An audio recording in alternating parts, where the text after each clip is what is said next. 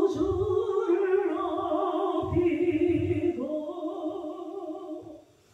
문영원 구원 얻도록 잘 인도하니라.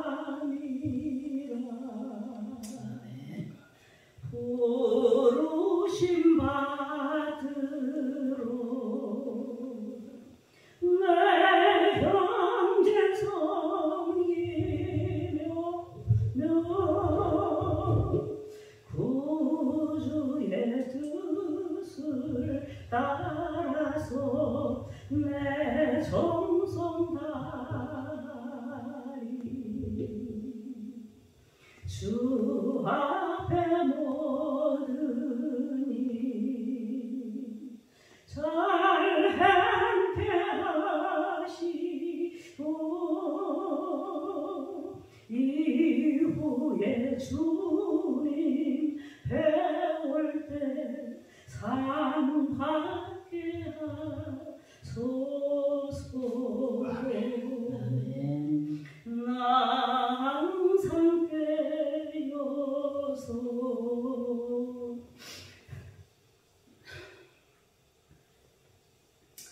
늘 기도드리며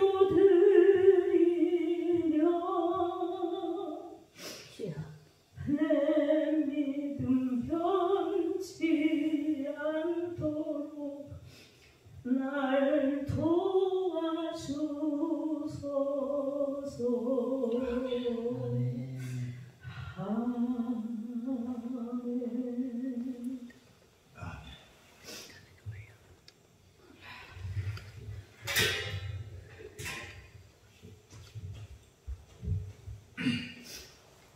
오늘 우리가 읽은 이 말씀을 가지고 요셉과 함께 하신 하나님, 요셉과 함께 하신 하나님이라는 제목으로 말씀을 전하도록 하겠습니다. 오늘 우리가 읽은 6절의 이 말씀은 3절까지는 여호와께서 보디발의 집에 그곳에서 요셉과 함께 하심으로 요셉이 형통한 자가 되었다 하는 내용이 있고, 4절에서 6절까지에는 보니까 보디발이 요셉을 가정 총무로 삼았으니 그 집에 더욱 큰 복이 임하게 되었다. 이렇게 기록이 되어 있고, 맨 마지막으로 요셉은 용무가 준수하고 아담한 사람이었다. 이렇게 아름다고 빼어났다. 이렇게 성경은 말씀하고 있습니다. 이 요셉은 형들에 의해서 애굽의 종으로 팔려갔습니다. 이 앞에 나와 있는 그 성경에 그런 내용들이 쭉 기록이 되어 있지요. 이때가 언제냐면은 BC 1900년경이다. 이렇게 우리가 추정하고 있습니다. BC 1900년경에 그 요셉의 나이가 17세였습니다. 그가 애굽의 총리가 될 때가 30세에 총리가 되었으니까 요셉이 보디발의 집에서 노예 생활을 한 기간은 대략 13년 정도 노예 생활을 했다. 그곳에서 생활을 했다. 이렇게 우리가 파악하고 있습니다. 이 13년의 세월은 17살의 어린 소년이 감당하기에는 너무나 가혹하고 기막힌 시련의 시간이었습니다. 좌절하고 무너지기에도 충분한 시간이었습니다. 그러나 요셉은 무너지지 않습니다. 왜냐하면 요셉은 결코 혼자 있지 않았기 때문입니다.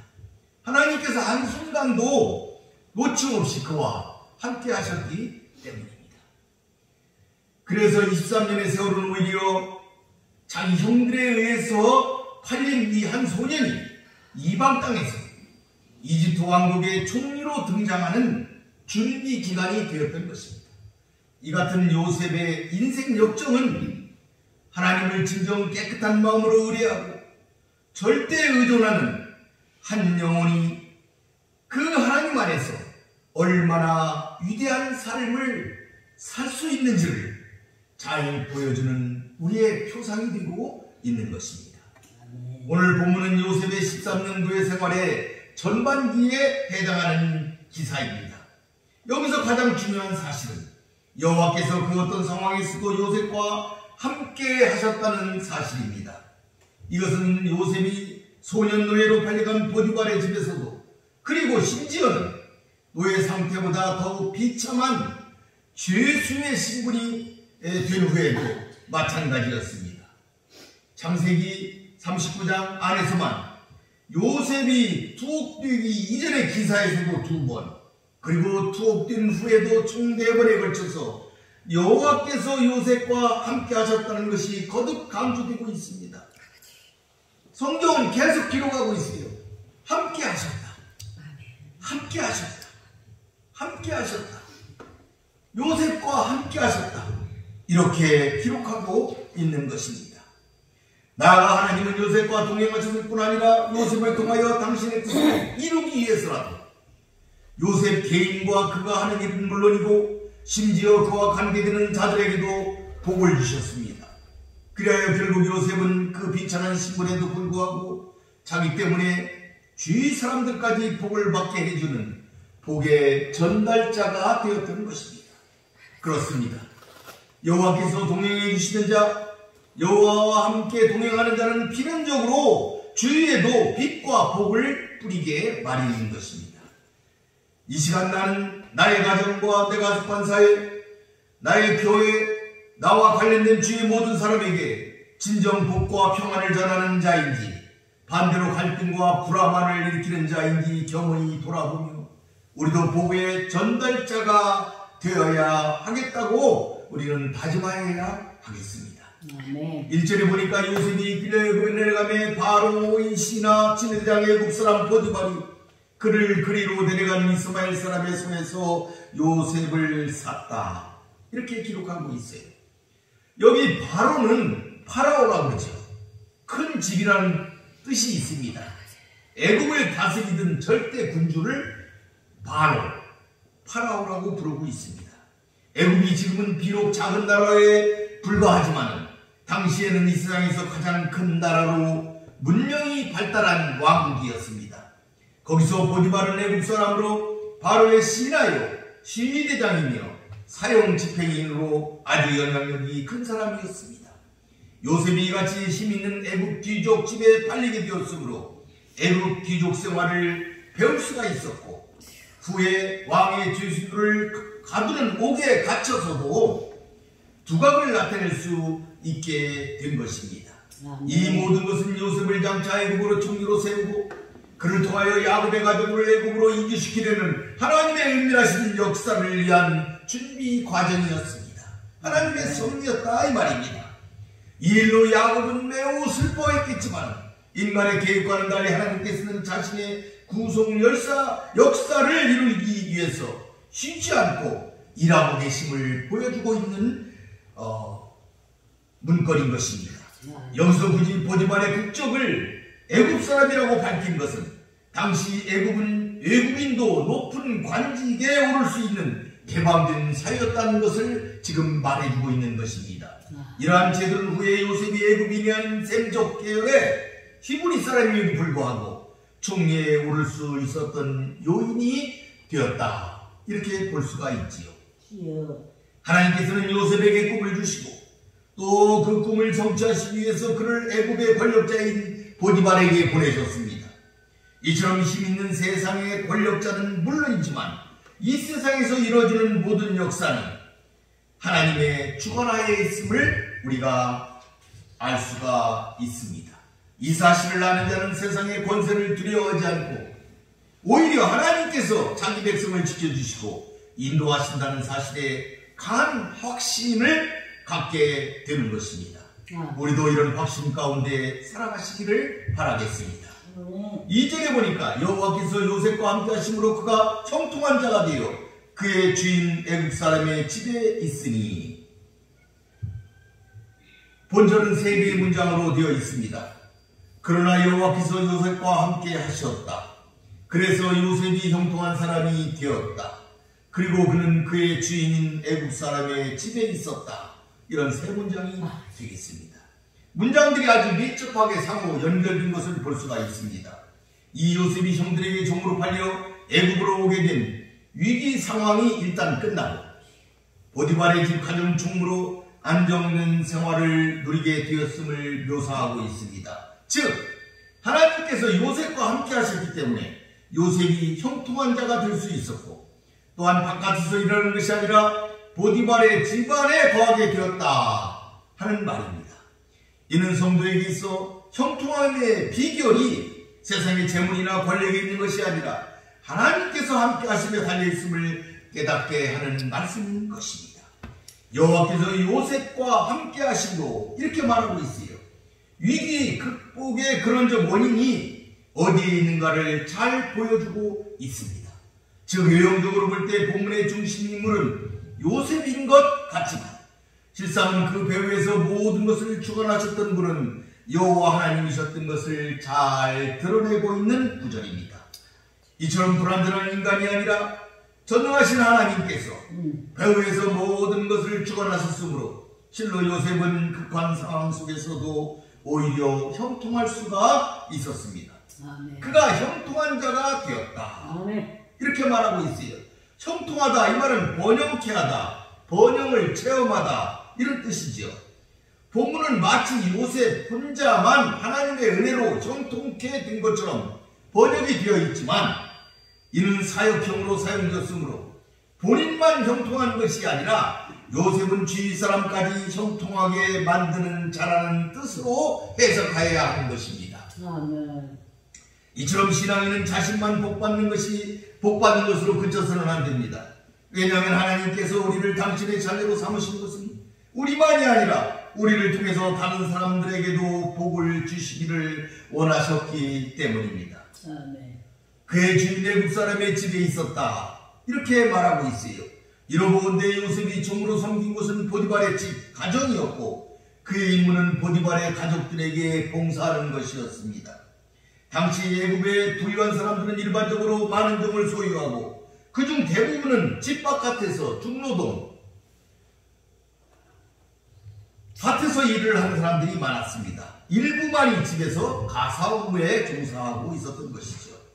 그러므로 요셉이 집 밖의 중노동이 아닌 집안에서 가사업무를 맡게 되었다는 사실은 이후로 그가 애굽에서의 생활에 큰 영향을 미치는데 이 역시 하나님의 오묘한 섭리의 결과였다 이렇게 말할 수가 있습니다. 즉 보디발의 집안에 머무는 자가 되고 여기서 보디발 아내의 모함으로 왕실 감옥에 갇히게 되고 또 결국 바로를 만나 총리가 되는 계기가 된 것이지요.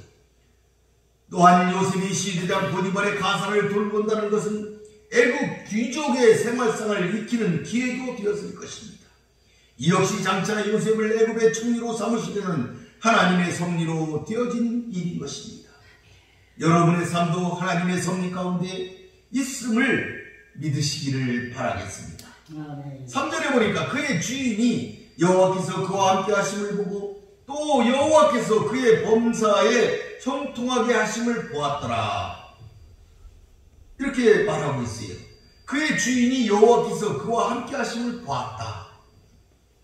보디발은 시간이 지남에 따라 여호와께서 요셉과 함께 한다는 사실을 눈으로 보았을 뿐만 아니라 마음속 깊이 깨닫게 되었습니다. 이게 참으로 중요한 말씀인 것이지요. 우리도 요셉처럼 우리가 하나님의 자녀라는 사실을 믿지 않는 자들이 보도록 하여야 할 것입니다.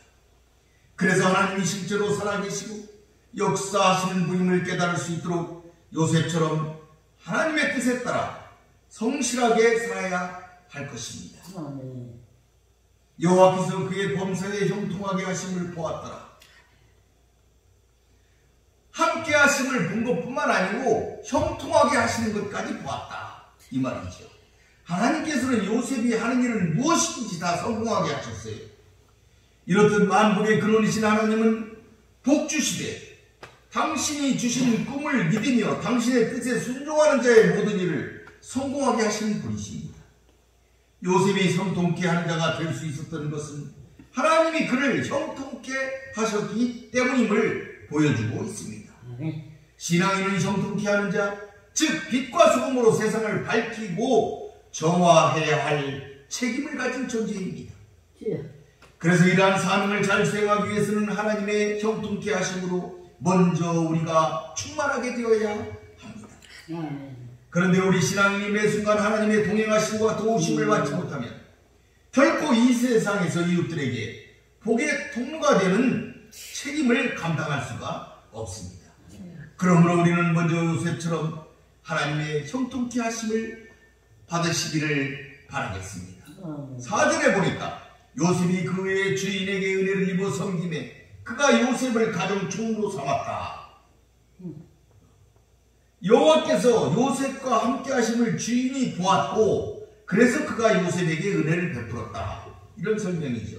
그러니까 요셉이 주인의 은혜를 입게 된 원인은 궁극적으로 하나님께 있음을 보여줍니다. 믿지 않는 자들도 하나님을 두려워하고 있음을 보여주고 있습니다.